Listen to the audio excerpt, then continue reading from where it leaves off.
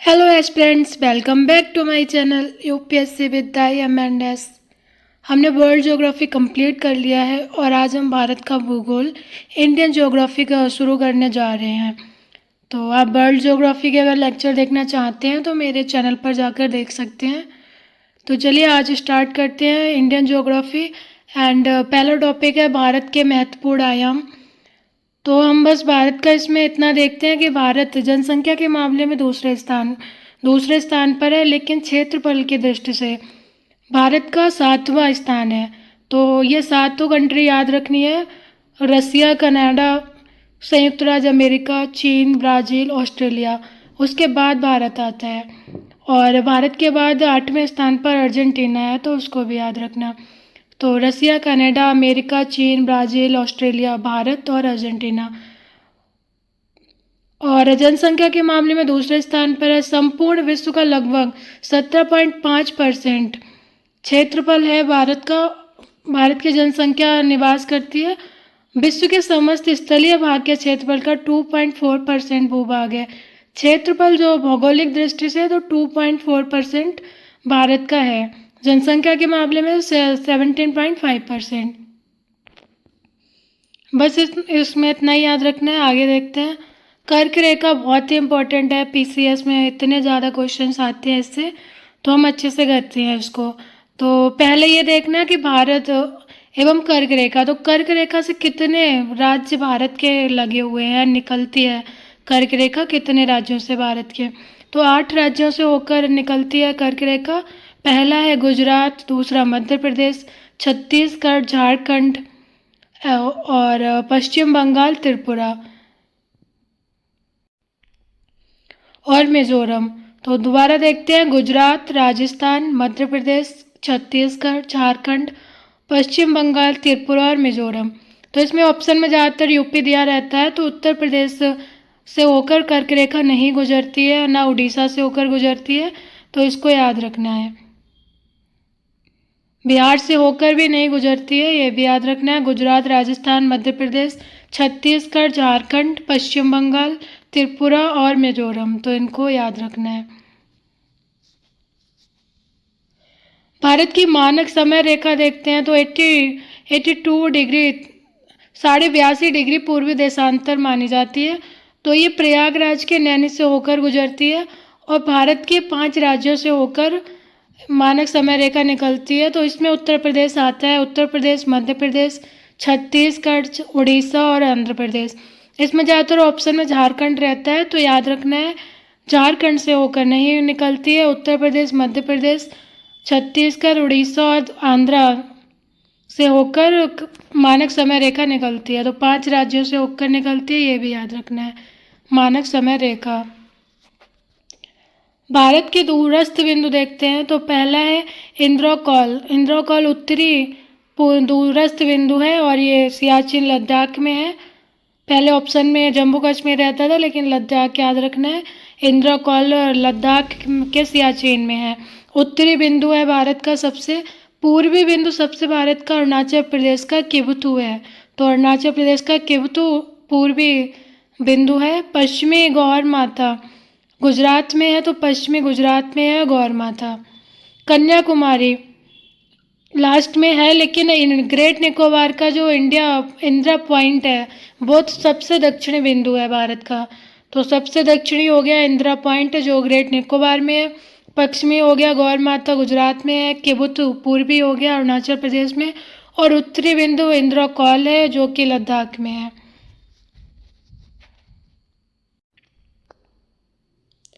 देश के नाम और उनकी सीमा की लंबाई। तो भारत किन किन देशों से सीमा बनाता है और कितने राज्यों से होकर निकलती है, ये भी हमें देखना है।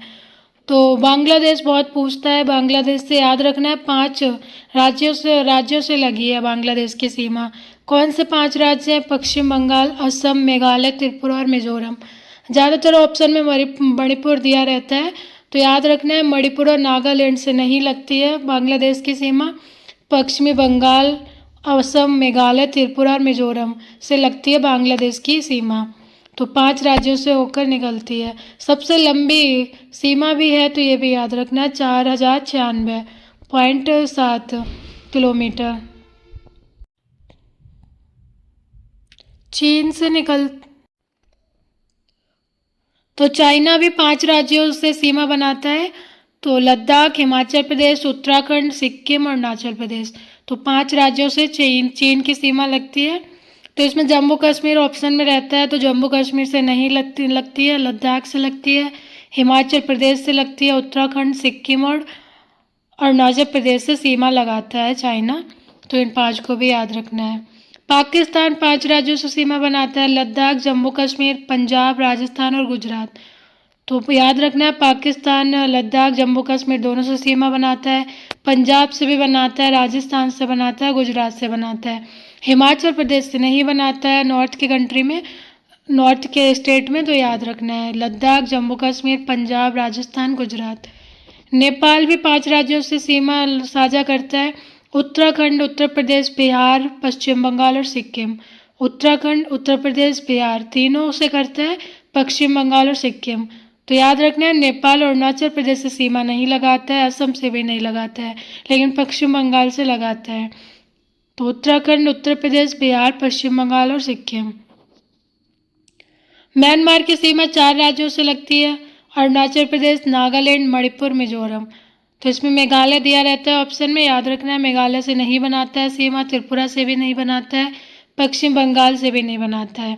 तो अरुणाचल प्रदेश से बनाता है, नागालैंड से बनाता है, मणिपुर से और मिजोरम से। भूटान भी 4 राज्यों से सीमा साझा करता है, सिक्किम, पश्चिम बंगाल, असम, अरुणाचल प्रदेश। सिक्किम, पश्चिम बंगाल, असम, अरुणाचल प्रदेश। अफगानिस्तान केवल एक स्टेट से ही सीमा बनाता है, तो वो कौन सा है? लद्दाख है। तो याद रखना है, जम्मू कश्मीर नहीं है, अब लद्दाख से ही सीमा बनाता है अफगानिस्तान, केवल एक ही राज्य से लगाता है। भारत की सबसे लंबी स्थलीय सीमा बांग्लादेश के साथ, जबकि सबसे छोटी स्थलीय सीमा अफगानिस्तान के साथ है। तो जैसा कि हमने देखा है, पाकिस्तान से सिर्फ एक ही राज्य सीमा बनाता है, लद्दाख। सबसे लंबी बांग्लादेश की सीमा है, ये भी याद रखना है, आता है क्वेश्चन ये।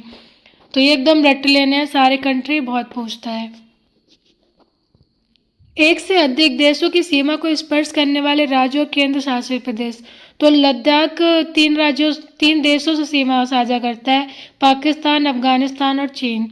उत्तराखंड चाइना और नेपाल से करता है, पश्चिम बंगाल बांग्लादेश, नेपाल और भूटान से करता है, सिक्किम नेपाल, चाइना और भूटान से करता है, असम बांग्लादेश और भूटान से करता है, अरुणाचल प्रदेश चाइना, म्यांमार और भूटान से करता है, मिजोरम बांग्लादेश और म्यांमार से करता है।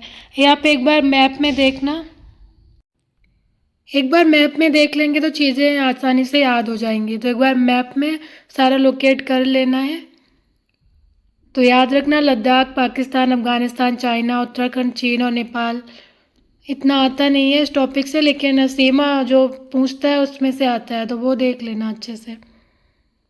भारत के भू आकृतिक प्रदेश देखते हैं। तो भारत को 4 भागों में बांटा गया है, लेकिन 6 उप भौगोलिक क्षेत्रों में बांटा गया है। तो याद रखना है, मरुस्थल क्षेत्र, मध्य उच्च भूमि, उत्तर का पर्वतीय प्रदेश, सिंधु गंगा का मैदान, पूर्वोत्तर हिमालय, दक्कन का पठार, पूर्वी तटीय मैदान, पश्चिमी तटीय मैदान।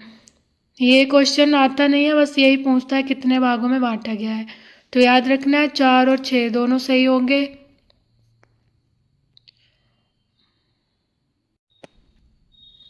भारतीय चट्टानों का वर्गीकरण देखते हैं। तो आर्कियन समूह के चट्टानों में आर्कियन क्रम और धारवाड़ क्रम आता है। पूरा समूह की चट्टानों में धारवाड़ और कुडप्पा आते हैं। द्रविडियन समूह में विंध्यन और दक्कन ट्रैप आता है। और आर्यन समूह में या कार्बोनिफेरस युग से प्रारंभ होता है जो, तो गोंडवाना चट्टानें, दक्कन ट्रैप्स, टर्शियरी चट्टान, क्वाटरनरी समूह के चट्टानें आती हैं। तो इसमें ऑप्शन में इनका क्रम पूछ लेता है। तो याद रखना है, आर्कियन, धारवाड़, कुडप्पा, उसके बाद विंध्यन, फिर दक्कन ट्रैप, फिर गोंडवाना लैंड। तो इसको याद रखना है। फिर टर्शियरी चट्टानें आती हैं। ज़्यादातर स्टार्टिंग के 4 ही पूछते हैं, आर्कियन, धारवाड़, कुडप्पा, विंध्यन और दक्कन।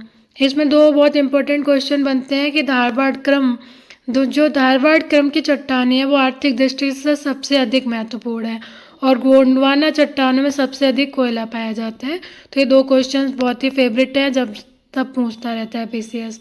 तो इनको याद रखना, आर्थिक दृष्टि से सबसे महत्वपूर्ण धारवाड़ और कोयला कहाँ मिलता है सबसे अधिक? तो गोंडवाना चट्टानों में।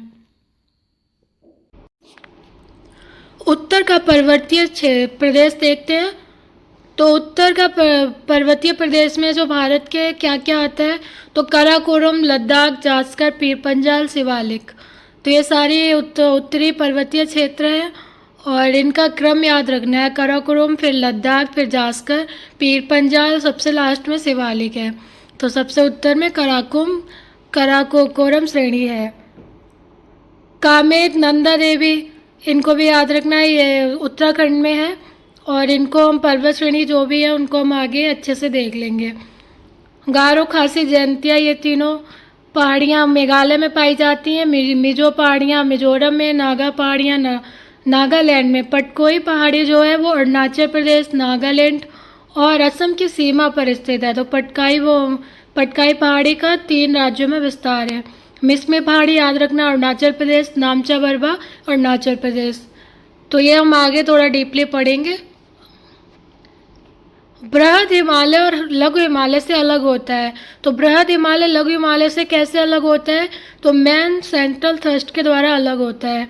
लघु हिमालय की पर्वत श्रृंखलाओं का निर्माण हुआ है तो संपीड़ित और परिवर्तित शैलों द्वारा हुआ है। लघु हिमालय में स्थित पीर पंजाल श्रेणी के प्रमुख दर्रे हैं।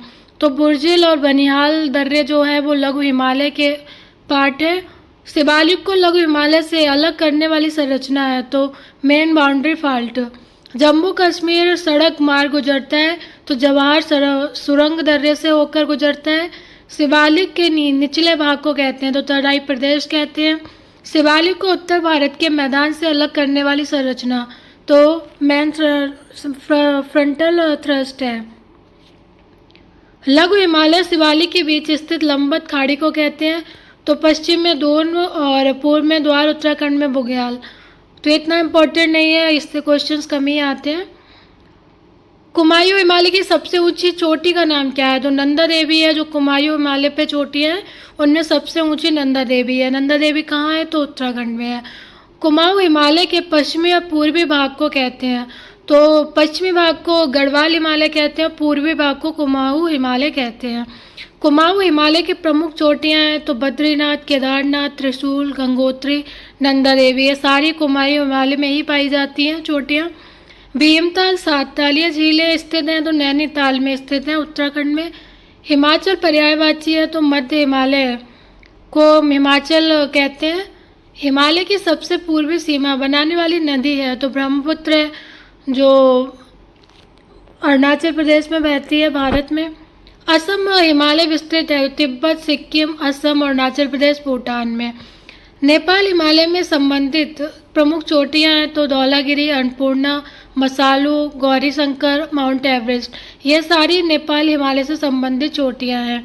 हिमालय की सबसे पूर्वी चोटी नामचा बरवा स्थित है तो तिब्बत में है। तो याद रखना है नामचा बरवा अरुणाचल प्रदेश की सीमा के निकट है लेकिन तिब्बत में स्थित है।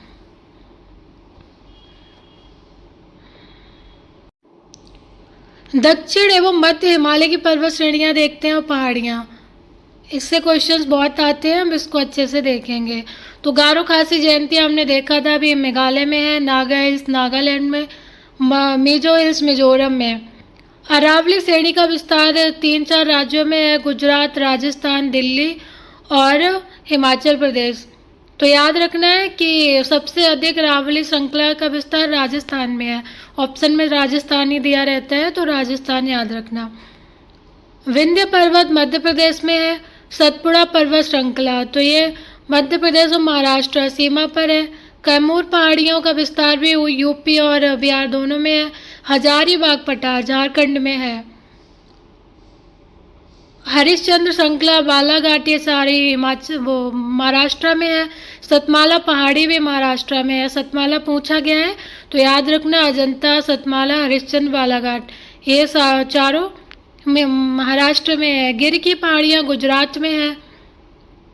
गड़जात पहाड़ियाँ उड़ीसा में है। मलय पहाड़ियाँ उड़ीसा में है। दंडकारण्य उड़ीसा और तेलंगाना की सीमा पर है। नल्लामलाई पहाड़ियाँ आंध्र प्रदेश में है। नीलगिरी पहाड़ी का विस्तार 3 राज्यों में है, कर्नाटक, केरल, तमिलनाडु। तो इन तीनों की सीमा पर स्थित है। जवादी पहाड़ी और सेवरा पहाड़ी ये तमिलनाडु में है। अन्नामलाई केरल में है। कार्डमम पहाड़ियाँ भी केरल में है। दोदा बेटा केरल में स्थित है और दोदा बेटा नीलगिरी की सर्वोच्च चोटी है। तो नीलगिरी की और दक्षिण भारत की दूसरी सबसे ऊंची चोटी है। पहली कौन सी है? तो अनाईमुडी दक्षिण भारत की सबसे ऊंची चोटी है अनाईमुडी, उसके बाद दोदा बेटा। तो कार्डमम याद रखना है, कार्डमम सबसे दक्षिणी पहाड़ियाँ हैं। पूछता है कि दक्षिण भारत की सबसे दक्षिणी पहाड़ियाँ कौन सी हैं, तो कार्डमम है। अन्नामलाई, सेवरा, जवादी, ये सबका नाम याद रखना। एक बार यहाँ पे रिवीजन करते हैं, एकदम पूछता है स्टेट का।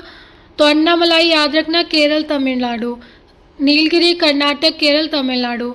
कार्डमम पहाड़ी केरल और तमिलनाडु। सेवराय तमिलनाडु में ही विस्तार है। जवादी का भी केवल तमिलनाडु में है। पालकोंडा आंध्र प्रदेश। बेलीगोंडा आंध्र प्रदेश। कोंडा से जो भी रिलेटेड कुछ भी आएगा आंध्र प्रदेश से ही रिलेट होता है। नल्लामलाई याद रखना, आंध्र और तेलंगाना की सीमा पर है, तो इनको भी याद रखना। अन्नामलाई तो बहुत बार पूछी गई है। और नीलगिरी। कार्डमम याद रखना है, सबसे दक्षिणी पहाड़ी है और केरल तमिलनाडु की सीमा पर है। सर्वाधिक विस्तार केरल में ही है। सेवरॉय याद रखना, तमिलनाडु। जावादी तमिलनाडु। पालकोंडा आंध्र। बेलीगोंडा आंध्र। नल्लामलाई आंध्र और तेलंगाना दोनों में इसका विस्तार है। प्रमुख पर्वत चोटियाँ देखते हैं। तो नंगा पर्वत याद रखना है, नंगा पर्वत, गार्डविन ऑस्टिन, बद्रीनाथ, नंदा देवी, कंचनजंगा। पारसनाथ याद रखना है, झारखंड में है। नंगा पर्वत याद रखना है, जम्मू कश्मीर में। नंदा देवी उत्तराखंड में है। कंचनजंगा कहाँ है? तो सिक्किम में है। नोकरेक याद रखना, मेघालय की सर्वोच्च चोटी है। सारामती नागालैंड की सर्वोच्च चोटी है। ब्लू पीक मिजोरम की है। तो सारामती पूछा गया है, तो नागालैंड याद रखना। गुरु शिखर याद रखना, राजस्थान में है। और अरावली श्रेणी की सर्वोच्च चोटी है गुरु शिखर। धूपगढ़ याद रखना, मध्य प्रदेश में है।